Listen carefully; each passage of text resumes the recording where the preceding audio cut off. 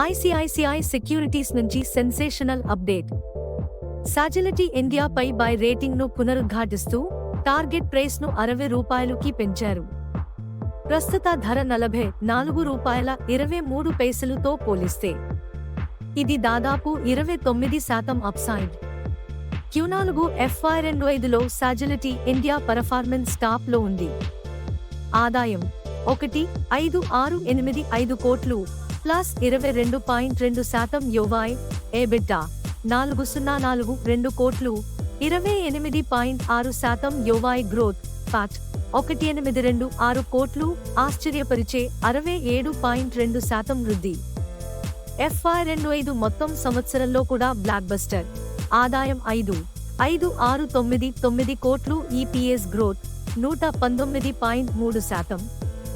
క్లయింట్ల సంఖ్య 44 నుంచి 75కి పెరిగింది.